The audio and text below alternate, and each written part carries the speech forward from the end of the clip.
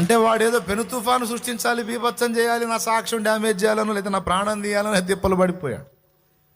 పిచ్చి వేదవ వాడి వల్ల కాల. చివరికి కొద్ది రోజులకు వాడే చచ్చిపోయాడు. ఇదంతా మాంత్రికులు హైలైట్ చేయడానికి చెప్పానా? వాళ్ళ పిండాకుడు క్రీస్తు రక్తంలో కడగబడి మారు మనసు పొంది బాప్తిస్మం పొంది జీవగ్రంథంలో పేరు సంపాదించుకొని దేవుని బిడ్డవైన నిన్ను ముట్టాలంటే వితౌట్ పర్మిషన్ ఎవడికి హక్కు లేదు, అధికారం లేదు, ఛాన్స్ లేదు. దేవుడు పర్మిషన్ ఇవ్వకుండా నిన్ను టచ్ చేసేదమ్మ ఎవడికి లేదు.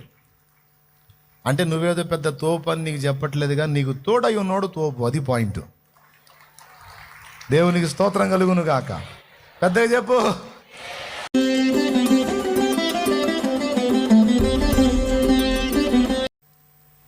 ఈ సీన్ జరుగుతుంటే పరిశుద్ధాత్మ నాకు స్పృహ కలిగించాడు. ఒక్కసారి కళ్ళు తెరిచి ఎదురు చూడండి. వాడు జనాల వెనకుండి డైరెక్ట్గా ప్రయోగతంతు చేస్తున్నాడు. నోటితో ఉచ్చారణ చేస్తూ, పెదవులతో బ్రేక్ లేకుండా మంత్రోచ్చారణ చేస్తూ ఉచ్చారణ చేస్తూ ఈ హ్యాండ్స్ ఇలా అని ఇలా అంటున్నాడు. దుష్టశక్తులను విసిగొల్పుతున్నాడు. ఎదురుగా వచ్చి అలా చేస్తున్నాడు.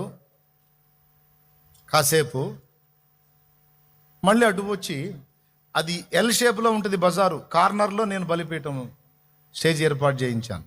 అంటే ఈ బజార్లో, ఈ ఎదురు బజార్లో జనం కూర్చుంటారు. అటుపక్క మెల్ల ఉంటుంది, ఆ మెల్లలో జనం కూర్చుంటారే. ఉన్నాయి బజార్లే, మరి వాటినే వాడుకోవాలి. అందుకని 2 బజార్లు ఇట్లా ఉంటాయి ఎల్ షేప్లో. ఆ మూల మీద స్టేజ్ చేసి ఈ బజార్ వాళ్ళని ఈ బజార్ వాళ్ళని కవర్ చేస్తున్నా నేను.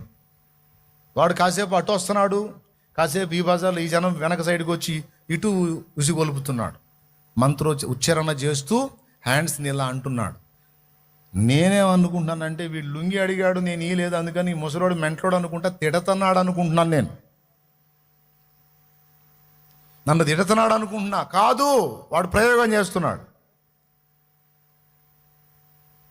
చేసి చేసి చేసి చేసి అలిసిపోయి జంపాడు.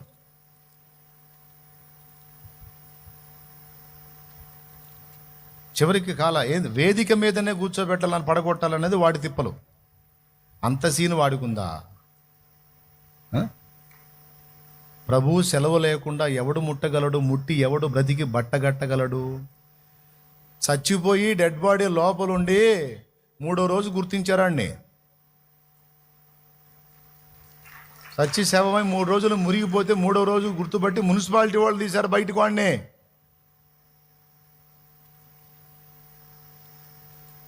కొంతమంది మంత్రప్రయోగం అనగానే పోసుకుంటారు. నువ్వు కాదు, నీ మీదికి వచ్చినోడు పోసుకోవాలి. అది జలములలో బడినే వెళ్ళిన అవినా మీద పారవు, జలములలో బడినే వెళ్ళిన అవినా మీద పారవు, అగ్నిలో నేను నడచినను జ్వాలలు నన్ను కాల్చజాలవు. దేవునికి మహిమ, దేవునికి మహిమ. ఈ ఉపదేశం ఎవడికన్నా మాంత్రికుడికి వినబడి వాడు ఏదన్నా అసలు చూద్దాం వీడి సంగతి ట్రై చేసినా వాడు అంతే పోతాడు. ఎవడు గదిలిచ్చినా అంతే సంగతులు. దిక్కులేని చావు చస్తే చచ్చిపోయిన డెడ్ బాడీని బయట తీయడానికి 3 days పట్టింది. వాడిని గుర్తించి బయటికి తీయటానికి అంత ఉగ్రత దిగింది వాడి మీద. వాడు కదిలిచ్చి మొత్తం గందరగోళం జరగాలి, నేను అక్కడే వేదిక మీద కూలిపోవాలని తిప్పలు పడి చేసి చేసి అలిసిపోయిపోయాడు. దుష్టశక్తులను రేజ్ చేశాడు. కూటమి అయిపోగానే అక్కడ ఉన్నటువంటి అన్యులతో పెద్ద గొడవ స్టార్ట్ అయింది. అసలు సమస్య లేదు. అలాంటిది అక్కడున్న అన్య సమాజం అంతా ఒక చిన్న ఆటో దగ్గర వివాదానికి వచ్చి, అప్పుడు కూటమి అయిపోయింది. మనోళ్ళు కూడా వీర్లు ఉన్నారు, డి అంటే డి అంటున్నారు. అయ్యా, సేవ చేయడానికి వచ్చింది మనం జనాన్ని తన్ని ఏదో ఖలీఫాలాగా కత్తితో రాజ్యాన్ని స్థాపించడానికి కాదయా. తంతే తన్నులు తినాలి, తిడితే తిట్లు తినాలి, ఓర్చుకోవాలి, ప్రేమ చూపాలి, దైవశక్తిని చూపాలి. కఠిన పాషాణాల్లాగా వ్యవహరించిన వాళ్ళే కరిగిపోయి మారిపోయి వచ్చి దేవుని ముందు మోకరించాలి. అలాంటి సాక్ష్యాలు లేపారు అపోస్తలులు. లేకపోతే అపోస్తలులకు కత్తిపట్టి సావగొట్టడం చేత కాదా? పౌలు కత్తిపడితే ఏమైనా ఉంటుందా? మరి రాళ్ళ దెబ్బలు తిన్నాడు, బెత్తాల దెబ్బలు తిన్నాడు, కొరడాల దెబ్బలు తిన్నాడు, జైలు పాలయ్యాడు. ఎందుకు? దమ్ము లేకనా, చేత కాకనా? పేతురికి ఎంత పరాక్రమం ఉండింది? కత్తి తీసుకొని మెడకేస్తే జస్ట్ చెవి మెడ మిస్ అయి చెవి తెగింది. మరి పేతురు ఏం తక్కువడా? మరి సిలువ వేస్తుంటే తలకిందులుగా అయ్యండి, అయ్యా నాకు నిలువున సిలువ పొందే అర్హత లేదన్నాడు. ఎవరు రోషం తక్కువ వాళ్ళు, ఎవరు పరాక్రమం లేనివాళ్ళు? రోషాలకు పరాక్రమాలకు పోయి మీసాలు తిప్పి తొడలు కొడితే సేవ కాదు జరిగేది. ఆయన అంత మాత్రం ప్రతాపాలకి మన సేవకు రావటం ఎందుకు? వాళ్ళ దగ్గరికి మనం పోయి వాళ్ళకి సువార్త చెప్పి వాళ్ళని దన్నటం ఎందుకు? అన్నీ ఓర్చుకుంటేనే కదా సేవ. అంటే డి అంటున్నారు. నాకు మ్యాటర్ అర్థమైపోయింది. అప్పుడు నాకు క్లిక్ అయింది. ఇందాక వచ్చి ప్రయోగతంతో జరిగించిన వాడు మాంత్రికుడు. అప్పుడు వెళ్ళి మందిరంలో బలిపీఠం దగ్గర మోకాళ్ళు వేసి ఆ వివాదం జరుగుతున్న ప్రదేశంలోకి నేను వెళ్ళబోతున్నాను, నేను వారి మధ్యలోకి వెళ్ళగానే సమాధానం రావాలి, అన్యజనులు రేపిన దురాత్మలు వాళ్ళని వదిలిపోవాలి ప్రభువా, ఇప్పుడే యేసు నామములో వాటి శక్తుల్ని బంధిస్తున్నాను అని ఒక్క మాట మోకాళ్ళని పలికి నేను వెళ్ళి వాళ్ళ మధ్యలో నిలబడ్డాను. ఒరిజినల్గా మీరు నమ్మండి నమ్మకండి, దెయ్యాలు పట్టిన వాళ్ళు వదిలిపోతే ఎంత పీస్ అయిపోతారో అట్ట అయిపోయారు. నేను బాగానే. నా పేరేంది? ఏం పేరు? దానికి అర్థమైంది దేవునికి నా యేసయ్య కృప. వాళ్ళ మధ్యలో పోగానే సమాధానం వచ్చి, అన్నా మిమ్మల్ని ఎప్పుడన్నా ఇబ్బంది పెట్టామా అన్నా. ఎవరన్నారు నాయన నేను ఇబ్బంది పెట్టానని? అన్నయ్యలు చూడని ఎట్లా అంటున్నారు అని అన్నారు. నేను వీళ్ళని గద్దించి మన వాళ్ళని గద్ది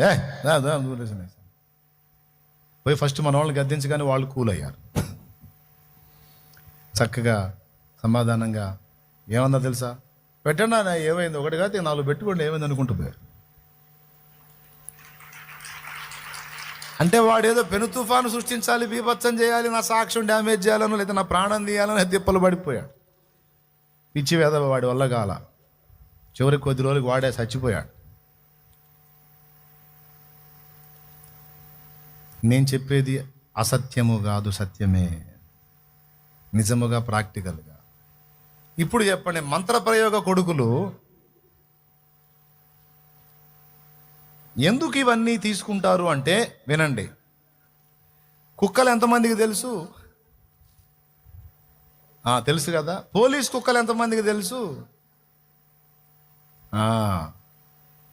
పోలీస్ కుక్క దొంగని పట్టాలంటే వాడి తాలూకు గురుతేదన్నా దానికి చూపించాలి.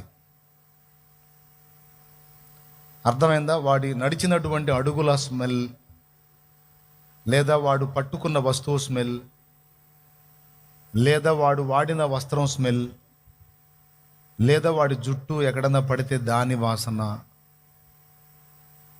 అర్థమైందా? కుక్కను తీసుకెళ్ళి వాడు తిరిగిన ప్రదేశాలు, హంతకుడైనా దొంగ అయినా సరే వాడు తిరిగిన ప్రదేశాలు దానికి స్మెల్ చూపిస్తాడు. అర్థమైందా? దాని ఆధారంగా 1000 మందిలో వాడున్నా సరే కరెక్ట్గా పోయి వాడినే పట్టుకుంటుంది. ఎంతమందికి తెలిసి ఈ సంగతి? కుక్కకు ఆ శక్తి ఉంది. అలాగే మంత్ర ప్రయోగపు కొడుకులు చేసే పని కూడా అదే. వాడికి ఉపకరించే శక్తులని కుక్కలు అన్నాడు. అర్థమైందా? కుక్కలు అంటే 2 అర్థాలు వస్తాయి బ్రదర్. కీర్తనల గ్రంథములోను ప్రకటన గ్రంథములోను కుక్కలు మాంత్రికులు అన్నాడు. కీర్తనల గ్రంథంలోనేమో కుక్కలు నన్ను చుట్టుకొని ఉన్నవి అన్నాడు. కుక్కలు అంటే 2 అర్థాలు చెప్తున్నాను. మొదటి అర్థము, కుక్క కక్కి తిరిగి తినేది, అంటే అసహ్యమైన జీవిత విధానం కలిగిన వ్యక్తులు, మారు మనసు పొందనిష్టపడని మూర్ఖులు కుక్కలు. అర్థమైందా? కక్కి తిరిగి తినే వ్యక్తులు అంటే మారు మనసు పొంది కూడా మళ్ళా లోకంలో కలిసి ఇక ఎప్పటికీ మారు మనసు పొందకుండా అయిపోయినటువంటి వ్యక్తులు కుక్కలతో పోల్చాడు దేవుడు. పేతురు రాసిన పత్రికలో, కుక్క తన వాంతికి తిరిగినట్లును కడగబడిన పంది మరలా బురదలో పొర్లినట్లును అని సామెత చొప్పున వీరికి కలుగుచున్నది అన్నాడు. కాబట్టి సత్యం ఎరిగి ఉండి కూడా దాన్ని లక్ష్య పెట్టకుండా ద్వేషించి విసర్జించే వాళ్ళని కుక్కలు అన్నది లేఖనము. అర్థమైతే స్తోత్రం చెప్పు, అర్థం కాకపోతే చెప్పు. ఓకేనా? నీకు ఒకటే తెలుసు, హల్లెలూయా ఒకటే తెలుసు. నేను ఏమంటున్నానో వినాలి జాగ్రత్తగా. కుక్కలు అంటే 2 అర్థాలు అన్నాను. ఒకటి, సత్యం ఎరిగి ఉండి కూడా దాన్ని అనుభవపూర్వకంగా తెలిసుండి కూడా తిరస్కరించిన వారు కుక్కలు. మనుషులే కానీ కుక్కలు అన్నాడు. అలాగే ప్రకృతిలో దేవుడు ఉంచినటువంటి శక్తుల్ని దురాత్మలు వాటి వశం చేసుకొని, మంత్రగాళ్ళు, మంత్రశక్తులు అంటే ఇప్పుడంతా డూప్లికేట్ సరుకు, అసలు వాళ్ళు దాచబడి ఉంటారు, వాళ్ళు ఒరిజినల్ సరుకు వేరుగా ఉంటారులే. బయటికి కనపడే క్యాండిడేట్స్ అంతా ఎక్కువ శాతం డూప్లికేట్ సరికే ఉన్నారు. ఒరిజినల్ మాంత్రికాళ్ళు బయటపడరు అసలు వాళ్ళు.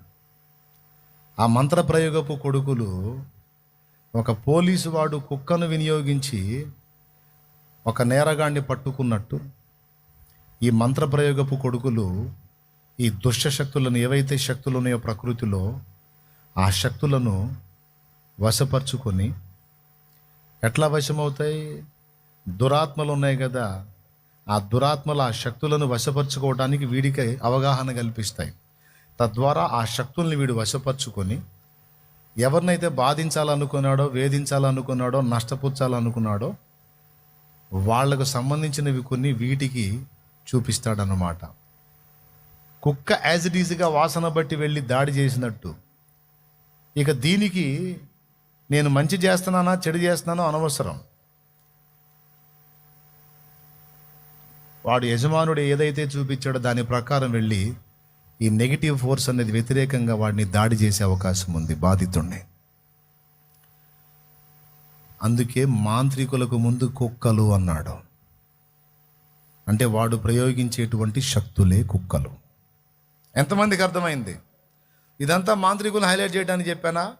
వాళ్ళ పిండాకుడు క్రీస్తు రక్తంలో కడగబడి మారు మనసు పొంది బాప్తిస్మం పొంది జీవగ్రంథంలో పేరు సంపాదించుకొని దేవుని బిడ్డవైన నిన్ను ముట్టాలంటే వితౌట్ పర్మిషన్ ఎవడికి హక్కు లేదు, అధికారం లేదు, ఛాన్స్ లేదు. దేవుడు పర్మిషన్ ఇవ్వకుండా నిన్ను టచ్ చేసేద్దాం ఎవడికి లేదు.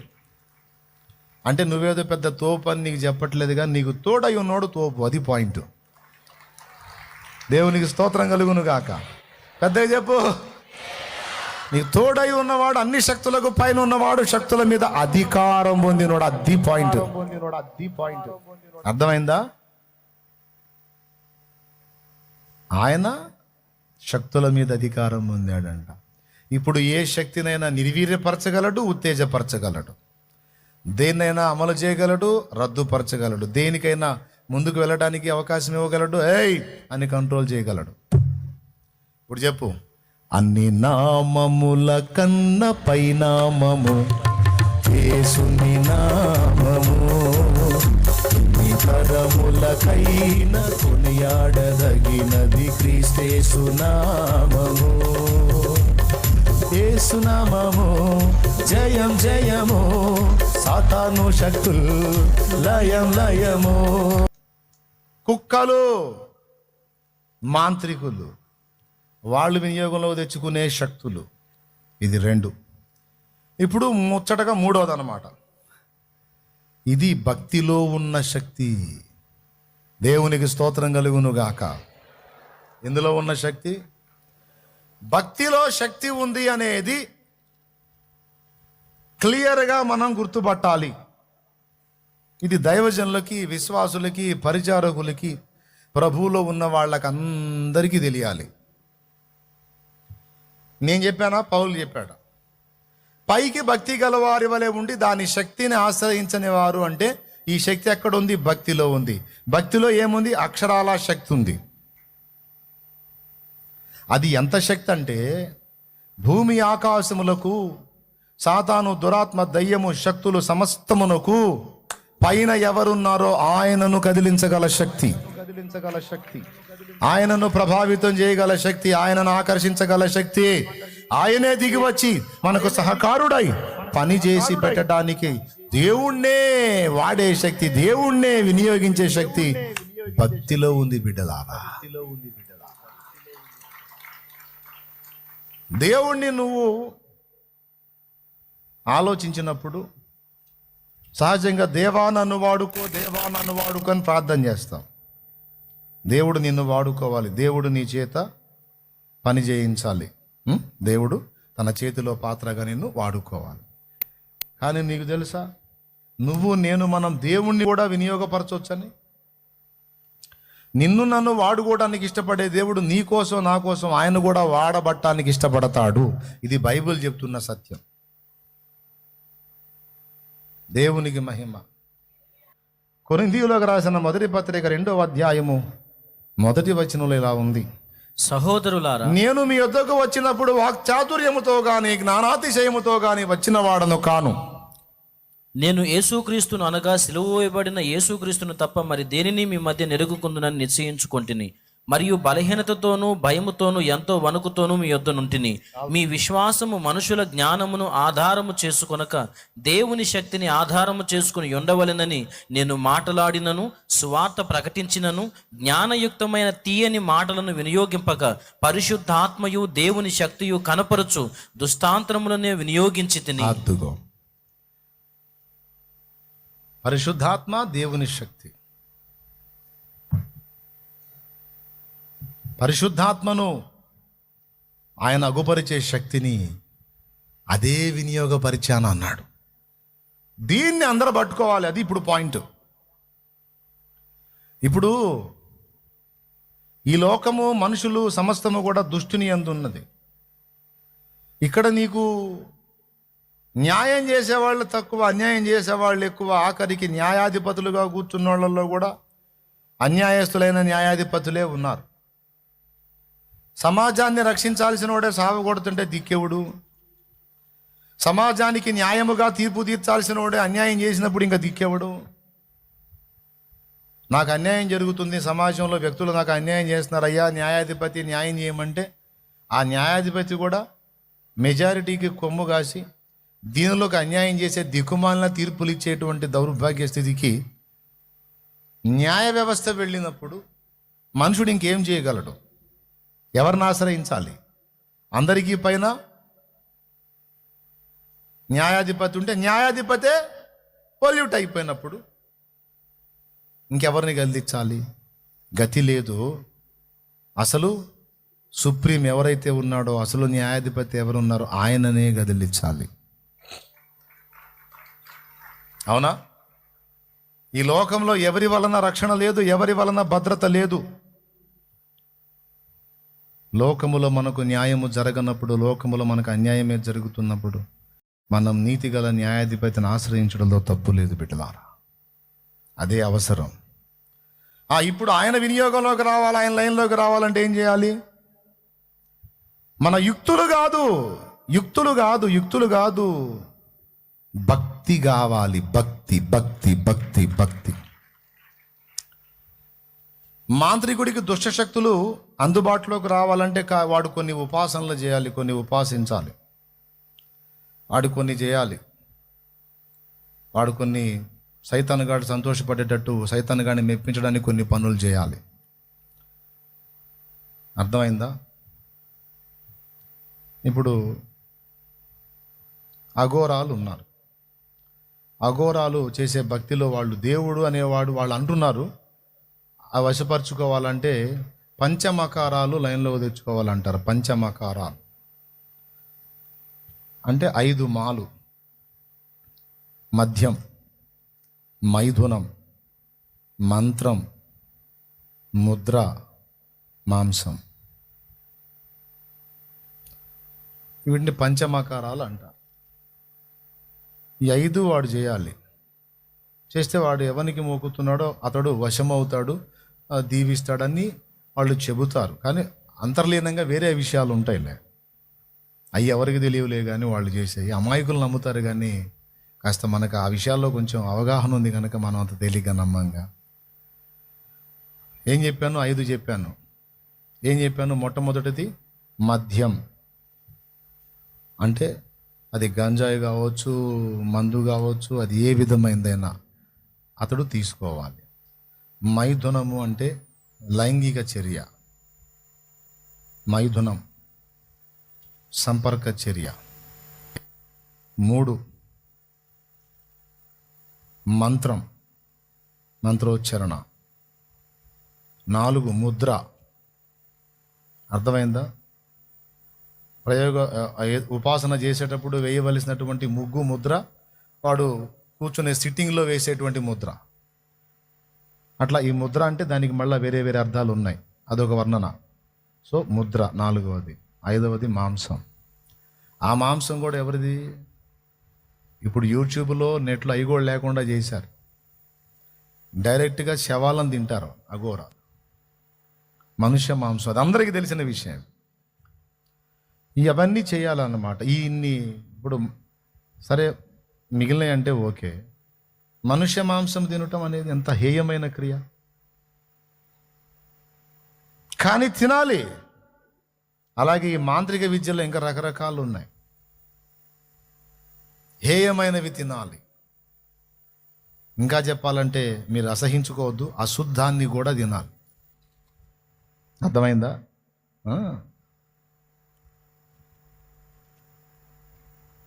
నా కర్మగాలి నా చిన్నప్పుడే ఆ పుస్తకాలు నాకు అందుబాటులోకి వచ్చినాయి.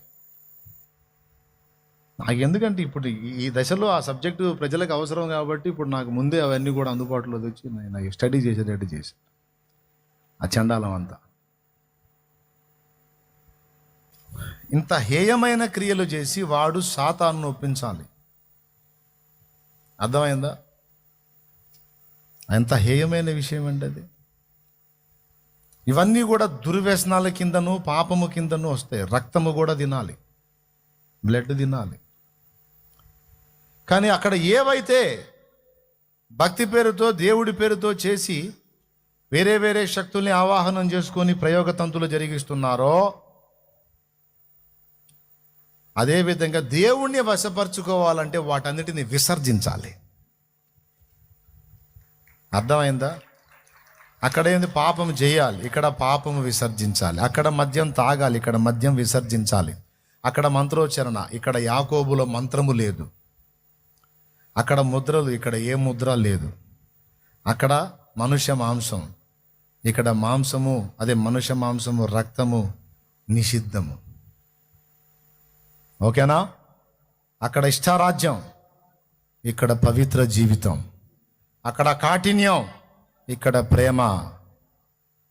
అక్కడ కర్కశత్వం, పశుత్వం, ఇక్కడ కారుణ్యం, దయ. అక్కడ శత్రువు వశం కావాలంటే అవన్నీ, ఇక్కడ దేవుడు మనకు అందుబాటులోకి వచ్చి దేవుడు వశం కావాలంటే ఆయనను ప్రేమించుట, ఆయనకు నచ్చే విధంగా నడుచుకొనుట. కొంతమంది దేవుణ్ణి ప్రేమిస్తారు. ఎక్కడ దాకేందుకు? లోకంలో అన్యుల్ని చూడండి. యేసు ప్రభు గురించి కొంతమంది ఎంత పొగిడి మాట్లాడతారు. అమ్మో నాయన మహానుభావుడు, వామ్మో ఎంత గొప్ప దేవుడో, స్వామి, తండ్రి, మయ్య, మహారాజు అంటారు. వాళ్ళు ప్రేమతోనే మాట్లాడతారు యేసు ప్రభుని. అలాగే చర్చికి వచ్చే వాళ్ళలో మారు మనసు పొందనోళ్ళు, బాప్తిజం పొందనోళ్ళని అడుగు నువ్వు. ఏంది యేసుప్రభు అంటే? యేసుప్రభు అంటే నీకేందంటే, అమ్మో నాయనంటే నాకెంతో ప్రాణం, అయ్యో మామూలు దేవుడు కాదు, గొప్ప దేవుడు, ఆ దేవుడు, ఈ దేవుడు అసలు అని నీకు ఆయనే సమస్తం అన్నట్టు మాట్లాడతారు. Praise the Lord. అంటే దేవుని యందు ప్రేమ ఉంటే అలా మాట్లాడారా? ప్రేమ లేకపోతే మాట్లాడారా? నోరు తెరిచి చెప్పండి అండి, నాకు నీరసం అవుతుంది. ప్రేమ కాస్త కూస్తూ ఉండబట్టే మాట్లాడారు. కానీ ఆ ప్రేమలో పర్సంటేజ్ ఉంది. ఇప్పుడు మారు మనసు పొందమని ఆయన చెబితే ఈయన పొందలా, బాప్తిజం పొందమని చెబితే పొందలా. ఈ రెండు చేయాల. కానీ దేవుడు యేసుప్రభు అనగానే పొగిడి ఎగిరి మాట్లాడుతున్నాడు. ఇప్పుడు ఈ పొగిడి మాట్లాడే మాటల్ని ప్రేమగానే తీసుకుంటే ఆ ప్రేమ ఏ స్థాయిలో ఉంది అంటే జస్ట్ పొగడ్తలకే పరిమితంగానే ఆయన చెప్పిన క్రియలు చేసేదానికి అడిగేసేంత ప్రేమ అయితే కాదది. అలాగని అసలు ప్రేమ లేదా? ఉంది. కానీ భక్తిలో ఉండే ప్రేమ అట్లా కాదు. భక్తిలో కూడా ప్రేమ ఉంటుంది. కానీ భక్తిలో ఉండే ప్రేమ పరాకాష్ట. అర్థమైందా? భక్తుడి గుండెల్లో దేవుని పట్ల ప్రేమ ఎలా ఉంటుందంటే, ఈ సర్వకాల సర్వావస్థల యందు ఇక ఆయనే ప్రపంచం, ఆయనే లోకం, ఆయనే జీవితం. భక్తిపరుడైనటువంటి మనుషుడు దేవుని ప్రేమిస్తాడు. ఎంతగా అంటే దేవుని ప్రతి మాటని సీరియస్గా తీసుకుంటాడు. అర్థమైందా? భక్తిలో ఏమేమి ఉంటాయంటే, ప్రేమ అంటే ప్రేమ ఒక్కటే, కానీ భక్తిపరుడు అన్నవానిలో అత్యున్నతమైన ప్రేమ ఉంటుంది, విధేయత ఉంటుంది, లోబడటం ఉంటుంది, ఆయనలో ఆనందించటం ఉంటుంది, తన్మయించటం ఉంటుంది, ఆరాధన ఉంటుంది, పరవశం ఉంటుంది. వీటితో పాటు అంతకుముందు ఒకసారి ధ్యానంలో చెప్పాను, చాలా విషయాలు ఉంటాయి. ఆయన మహిమను వెతకటం ఉంటుంది, ఆయన చిత్తం చేయటం ఉంటుంది, ఆయన గురించి ఆలోచనల నిండా నింపుకోవటం ఉంటుంది, ఆయనను స్తుతించటం, ఆరాధించటం, మయంపరచటం, ధ్యానించటం, ఆయన చిత్తం నెరవేర్చటం. ఓయబ్బా, ఉండాల్సినవన్నీ అందులో ఉన్నాయి. ఇంక ఈ ఆరాధన ఎలా ఉంటుందంటే, ఇలా దేవుణ్ణి టచ్ చేయటం కదిలిస్తుంది. దేవుణ్ణి ఏదో ఇంకో రంగం కదిలించలేము. ఆయన బలవంతుడు. నువ్వు రొమ్ముకు రొమ్ము ఆనిస్తే ఇక అడ్రస్ కూడా ఉండవు. డిమాండ్లు చేస్తే కుదరదు. ఏ కాడికి దేవుణ్ణి వశపరుచుకునే పద్ధతి భక్తే. భక్తితోనే దిగొస్తాడు, భక్తికే ఆకర్షితుడు. ఒళ్ళంతా పచ్చడయ్యేటట్టు కొట్టి బొండ వేసి బిగించి జైల్లో పడేస్తే వాళ్ళు తన్వయించి ఆరాధిస్తున్నారు. భక్తి, ఈ భక్తి ప్రతిఫలం చూసుకోదు. అనుకున్నవి చేశాడా చేయలేదా, జరిగినయా జరగలేదా అని చూసుకోదు. భక్తి ప్రేమ పిచ్చి. అర్థమైందా? తన్నులు తన్నినా సరే, అయ్యా నీకోసం దెబ్బలు తింటానికి ఎక్కడికి ఎంచావా, చూసేవాడు లేదు. ఓరిడి పిచ్చి తగలయ్యా, పచ్చడి కింద కొట్టినా కూడా ఇదొక భాగ్యం అంటున్నాడు. ఇడిగా మెంటల్ అయిందిరా. మెంటల్ కాదురా రే నిద్రమోహం. భక్తి, భక్తి, అది భక్తి. యోహాను సువార్త 2వ అధ్యాయం 24వ వచనం. నోట్ చేయి. అయితే యేసు అందరినీ ఎరిగినవాడు గనుక ఆయన తన్ను వారి వశము చేసుకొనలేదు. ఆ మాట ఎప్పుడన్నా ఆలోచించారా? అంటే కొంతమందిని ఎరుగున్నాడు, వాళ్ళు భక్తులని, వాళ్లకు తన్ను వశం చేసుకున్నాడు. కొంతమందిని ఎరుగున్నాడు, వాళ్ళ ఆంతర్యాలు ఎరుగున్నాడు, షో మాస్టర్లని, వాళ్ళకి వశం చేసుకోవాలా. షో చేస్తే కుదరదు నాన్న. దేవుడి దగ్గరికి వచ్చి అందరికీ చెప్తున్నా వినండిగా, ఏదో పైన వచ్చామా పోయామా, ఏం దేవుడా ఒక అంతవరకు. అంటే నువ్వు ఏ స్థాయిలో ఉంటావో దేవుడు కూడా ఆ స్థాయిలోనే ఉంటాడు. నువ్వు బాగా దేవునితో లోతైన లవ్లోకి వెళ్ళావు అనుకో, బాగా లోతుగా దేవునితో ప్రేమలో పడ్డావు అనుకో, దేవుడు కూడా ఆ స్థాయిలో నీకు వశం అవుతాడు. యేసు శిష్యులలో ఒకడైన యోహాను విషయంలో అదే జరిగింది. ఎవరన్నా యేసు ప్రభు దగ్గరికి వచ్చి ఆయన్ని ఆలింగనం చేసుకోవాలంటే, హక్ చేసుకోవాలంటే భయం. కానీ యోహాను వచ్చి అలాగూ పట్టేసుకుంటాడు యేసయ్యని. అనలా, అప్పచెప్పుకున్నాడు, వశపరుచుకున్నాడు. అడుగు జారని అనుభవమా, ఓటమి ఎరుగని జయధ్వజమా, నీవే నా భాగ్యమా. అడుగు జారని అనుభవమా, ఓటమి ఎరుగని జయధ్వజమా, నీవే నా భాగ్యమా. నిషీదిలోన ఉత్తేజమా, నిరాశలోన ఉజ్జీవమా. నిషీదిలోన ఉత్తేజమా, నిరాశలోన ఉజ్జీవమా, నీవే నా సొంతమా. నేనంటే ప్రాణమా, ఎబినెజరా నాదు సహాయకుడా, నాదు సహాయకుడా. Praise the lord. 2వ చరణంలో ఉంటుంది, నీవే నా వశమా అని. అది ఆలోచించే రాసింది. ఎప్పుడు వశమవుతాడు? ఆయన అందరి మనసులను ఎరిగిన వాడు గనక ఎవరికి తన్ను తాను వశపరుచుకోలేదు అన్నాడు. ఈరోజు ఎంతమంది కూర్చున్నారు, మన అందరి బుద్ధులు తెలుసు ఆయనకి. ప్రభువా అనగానే డింగ్ మన చేయండి నాకు మారడా అండవు. ఏ స్థాయిలో ఉన్నావు, ఏంటి నీ భక్తి ఏంటి, నీ పొజిషన్ ఏంటి, నీ డెప్త్ ఏంటి, నిజంగా నీ హృదయ లోతుల్లోంచి వచ్చినటువంటి సంగతులు ఏంటి అన్నీ చూస్తాడు. భక్తితో నువ్వు ఆయన్ని కనెక్ట్ అయితే ఎనీ టైం ఆయన నీ కనెక్టింగ్లోనే ఉంటాడు. ఒక తండ్రి నీ కొడుకు నమ్మినట్టు నమ్ముతాడంతే. నువ్వు ఏది చేసినా మంచిగా చేస్తావు నాన్న, నువ్వు చెడ్డ ఎందుకు చేస్తావు, ఎందుకు అనుకుంటాను నిన్ను తేడా అని. నాకు కొంచెం ఇబ్బందికరంగా చేసినా అది నా మంచికే ఉంటుంది నాన్న, నేను అనుకున్నానా నిన్నని. ఒక మంచి కొడుకు, నమ్మకమైన కొడుకు తండ్రిని నమ్మినట్టు భక్తిపరుడైన మనుషుడు దేవుణ్ణి నమ్ముతాడు.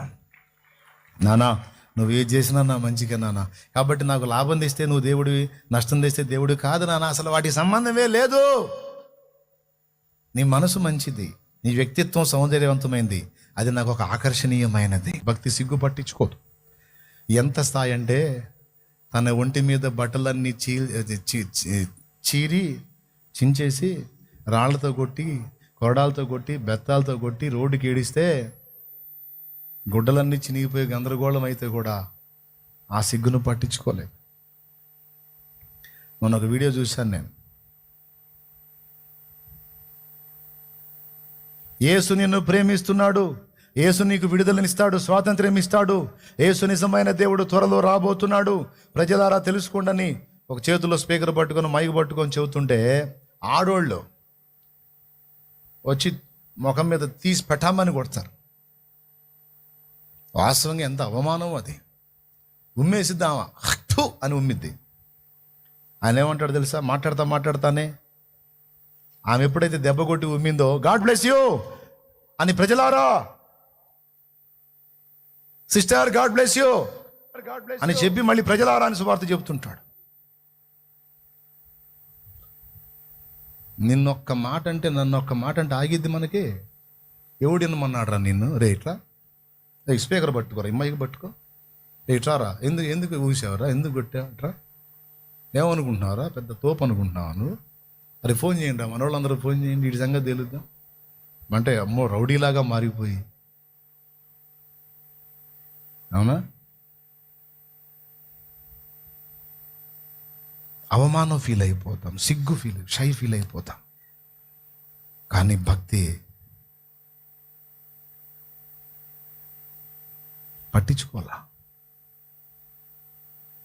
పట్టించుకోదు. కొంతమంది వచ్చి నేను చర్చికి వస్తున్నానని అందరూ తల మాట అనుకుంటున్నారు, అన్నయ్య నేను వస్తున్నా పోతున్నా నా గురించి మాట్లాడుకుంటున్నారమ్మా, మరి రాకమ్మా, ఎగ్గొట్టమ్మా, పనికి మాలిందానా, అంత మాత్రం అంత సున్నితస్తురాలు ఏం భక్తురాలు అమ్మని భక్తి తగలయ్యా. ఎవడేమనుకుంటే నాకేం, నా ప్రభు నాకు చాలు. ఈరోజు నవ్వుకుంటా ఎగతాళి చేసిన వాళ్ళే రేపు నా కాళ్ళ దగ్గరికి వచ్చేటట్టు నా దేవుడు చేస్తాడు. దేవుడు ఒక్కడు నాకు తోడై ఉంటే నాకు అంతే చాలు. నలుగురు నవ్వుకున్నా, నా గురించి చిలువలు పలువులుగా ప్రచారం చేసుకున్నా, నిందలేసిన, అవమానాలు వేసిన, పిచ్చెక్కింది అనుకున్నా, మెంటల్ అనుకున్నా, పిచ్చోడు అనుకున్నా, ఏమనుకున్నా పర్వాలా, ఆయన నన్ను తేడా అనుకోకుండా ఉంటే చాలు నాకు. భక్తిలో అది మెట్టు. ఓకేనా? ఎప్పుడు ఆయన సాంగత్యాన్ని ఇష్టపడుతుంది భక్తి. ఆయన మహిమను వెతుకుతుంది, ఆయన సహవాసాన్ని ఇష్టపడుతుంది. ఇక లోక సహవాసం నచ్చదో. అర్థమైందా? సైతాన్నో, దెయ్యాలనో, మాంత్రికులనో, సమస్యలను పొగిడి గొప్పగా మాట్లాడుతుంటే మండిపోద్ది. భక్తి పరులకు మండిపోద్ది. ఆపేసాను నోరమై పనికి మాలిన మాట.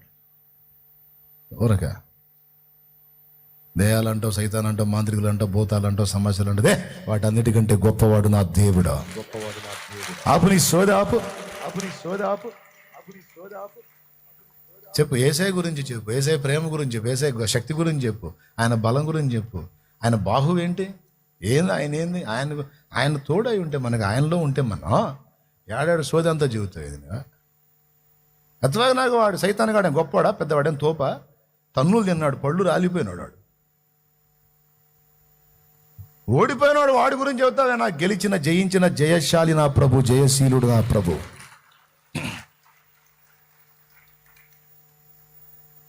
ఏమంటారు? ఇప్పుడు ఎన్ని చెప్పాను, ఎన్ని వచ్చినాయి? మళ్ళీ చెప్పమంటే అంత సీన్ లేదులే మీకు. ఇక రాసుకో, ఇక ఏమేమి ఉన్నాయో రాసుకో. ఇప్పుడు నేను జస్ట్ మచ్చుతున్నలాగా ఒక 7-8 విషయాలు అందించా. ఇక మిగిలిన రాసుకో, మొత్తం నోట్ చేసుకో, అవన్నీ నీలో ఉన్నాయో లేవో చూసుకో. ఈ విధమైన భక్తికి మనం కనెక్ట్ అయితే ఇక ముగింపండి. ఇక ఏ యుక్తులు, ఏ జిత్తులు, ఏ విధమైన స్కెచ్లు, ఏ ఔడియాలు వేయాల్సిన అవసరం లేదండి. పరిచర్య కోసమైనా, ఆత్మల రక్షణ కోసమైనా, సమాజాన్ని ప్రభావితం చేయటానికైనా ఏ విధమైనటువంటి పథక రచనలు అవసరం లేదు. ఒరిజినల్గా భక్తురాలివై నువ్వు దేవునికి కరెక్ట్గా కనెక్టింగ్లో ఉంటే కుటుంబానికి, సమాజానికి, సంఘానికి దీవెనకరంగా మారిపోతావు. సింపుల్ ఎగ్జాంపుల్ చెప్తా. పెయింట్ పని చేసుకుంటున్నాడు ఒక కుర్రోడు,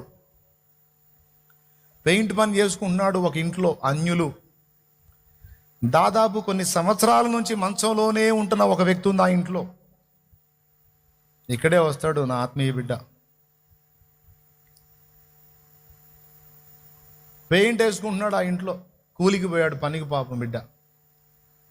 పని చేస్తా ఉంటే వాళ్ళు ఆమెకి 1-2 సమస్య, ఆమెను ఇబ్బంది పడతా ఉంటే ఆమెను చూడటం, ఆమెని వాళ్ళు సేవ చేసుకోవటం అనేది అదంతా చూశాడు.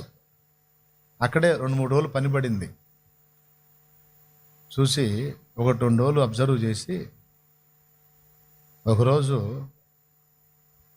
ఆమె ప్రశాంతంగా ఉన్నప్పుడు మధ్యాహ్నం వేళ ఆమె ఎందుకు జాలిపడ్డాడు. ఈయన జాలిపడి వెళ్ళి, అమ్మా నేను నీ కోసం ప్రార్థన చేస్తాను, నీకు స్వస్థత వచ్చిద్ది, చేయమంటావా అని అడిగాడంట.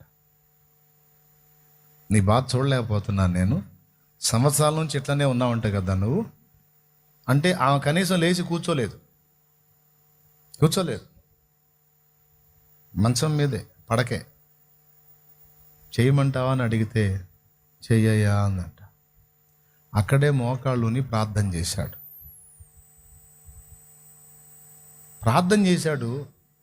దేవుని శక్తి ఆ తల్లిని తాకింది. ఆయన ఇంటికి వచ్చేసాడు. అదే రోజు నైట్ కల్లా ఆమె తనంతటా తాను లేచి మంచం మీద కూర్చుంది. ఇది రియల్గా జరిగింది.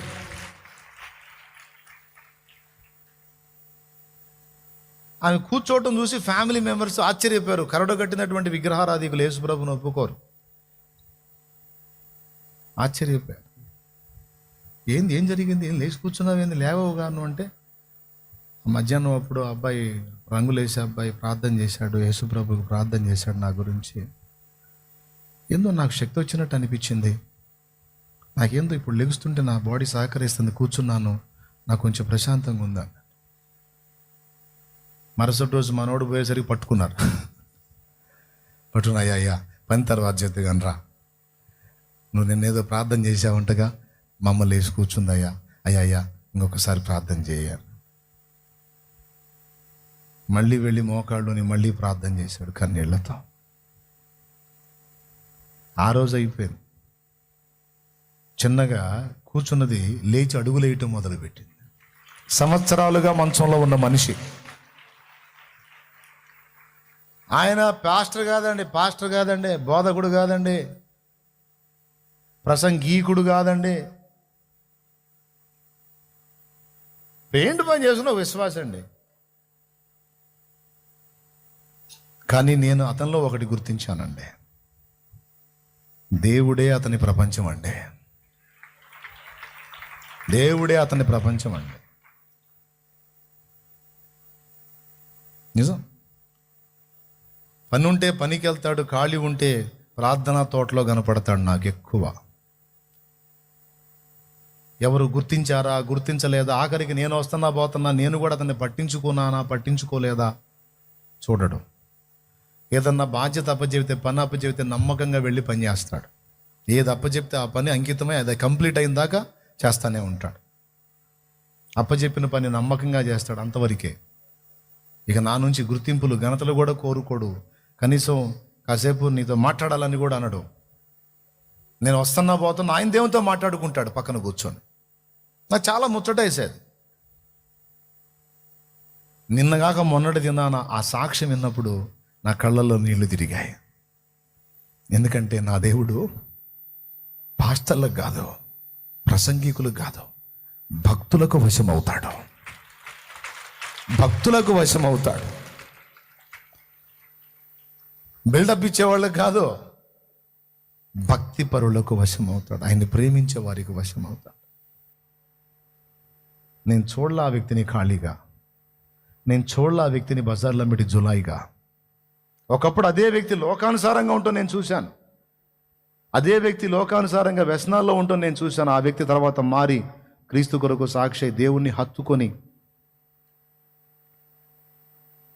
ఆ విధంగా ఆ బిడ్డ దేవునికి కనెక్ట్ అవ్వడానికి నన్ను ఈ విధంగా వాడుకున్నందుకు అదొక ధన్యతగా నేను దేవుని కృతజ్ఞతలు చెప్పాను. ఈరోజు ఆ అద్భుతమైన సాక్ష్యం కరడగట్టిన అన్యజనుల మధ్యలో దేవుడు చేశాడు. అతన్ని పిలుచుకొని వాళ్ళు ఇంట్లో ప్రార్థన చేయించుకొని అతనికి కొత్త బట్టలు పెట్టి, వాళ్ళు అన్యులు, అయ్యా నీ ప్రార్థన విని యేసు ప్రభు గారు మమ్మల్ని బాగు చేశాడయ్యా, ఇక ఆమె దేవుని మార్గమేనయ్యా, అన్యజనులు వాళ్ళే ఆమోదించేటట్ట. బట్టల కోసం చేయలే, పైసలు ఇస్తారని చేయలే, జాలిపడి అడిగాడు, చూడవయ్యా ఏమనని. ఏమి నా కుమారుడా ముట్టేదా, సరేపో, టచ్ చేశాడు అంతే. తర్వాత ఆ మహిమ కార్యం కూడా నాకు వచ్చి చెప్పలా, ఇట్లా జరిగిందన్నాను చెప్పలా. సైలెంట్గా జరిగింది కార్యం, దేవుని కృతజ్ఞత చెప్పి వదిలేశాడు. దాని ద్వారా హెచ్చించుకుందామని కూడా ట్రై చేయాల. నానా నేను ఎందుకు ఈ విషయాలు చెప్తున్నానంటే అది నానా కావాల్సిందే. భక్తిలో శక్తి ఉంది. ఆ శక్తి ఎవరిదో తెలుసా? సాక్షాత్తు దేవుడిదే. భక్తులకు వశమవుతాడు. భక్తులకు వశమై భక్తుల ద్వారా తన శక్తిని లోకానికి చూపుతాడు. ఇదిగో వీరికి నేను తోడై ఉన్నానని సాక్ష్యం ఇస్తాడు. ఆ విధంగా దేవుణ్ణి ప్రభావితం చేసి దేవుణ్ణి వినియోగంలోకి తీసుకొచ్చి దేవుణ్ణి ఈ భూమి మీద మనుషుల రక్షణ కొరకు వాడే విధానం భక్తి సాధనే. భక్తులకు వశమవుతాడు, భక్తుల్ని దాటిపోలేడు, భక్తుల్ని ప్రేమిస్తాడు, భక్తుల కోసం దిగొస్తాడు.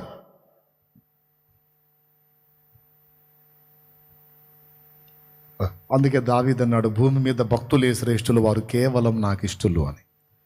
సామెతలు ప్రసంగిలో ఎన్ని చోట్ల ఉంది? కీర్తనల గ్రంథంలో యెహోవా యందు భయభక్తులు గలవారి చుట్టూ, భక్తి గలవారి చుట్టూ దూత కాపల.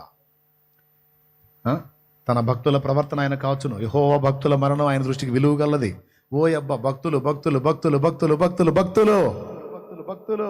ఇప్పుడు చెప్పాయా, ఏదయ్యా మనం చేయాల్సిందే? భక్తి, ఒరిజినల్ భక్తి నువ్వు చేస్తే అందులో శక్తి ఉంది. ఆ శక్తి ఎవరో కాదు, దేవుడే.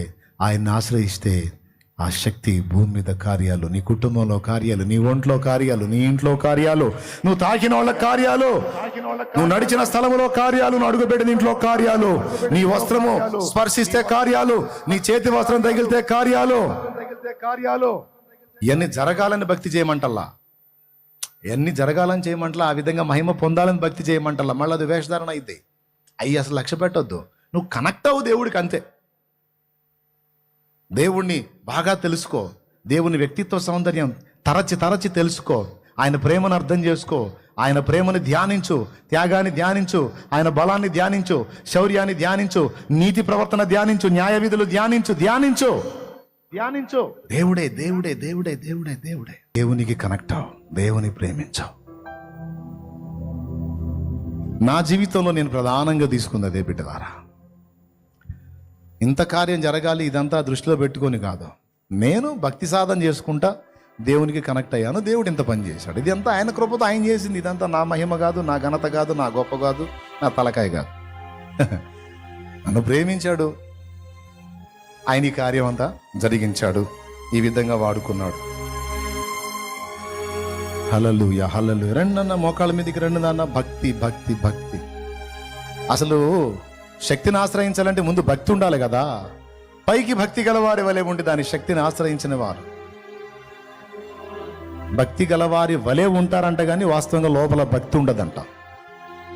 నిజంగా భక్తి ఉంటే ఆ భక్తి దేవుని శక్తిని ఆశ్రయించి అనుభవించితే అంత్య దినాల్లో పైకి భక్తి గల వారి వాళ్ళు ఉంటారు, పిక్చర్ ఇస్తారు కానీ లోపల భక్తి ఉండదు, ఏముండదు అని చెప్తున్నాడు. నువ్వు అలా ఉండొద్దు. యెషయి కుమారులలో ఒకని నేను కనుగొన్నాను, పో బెత్లెహేముకు పోవయ్యా, పోయి యెషయి కుమారులు నేను కోరుకున్న వాని మీద తైలము పోయి, వాడు ప్రజెంట్ గొర్రెలు కాస్తున్నాడు, తర్వాత రాజు అనుకున్నాడు మనసులో, పో నేను చూపించే వాని మీద తైలం పోయి అన్నాడు.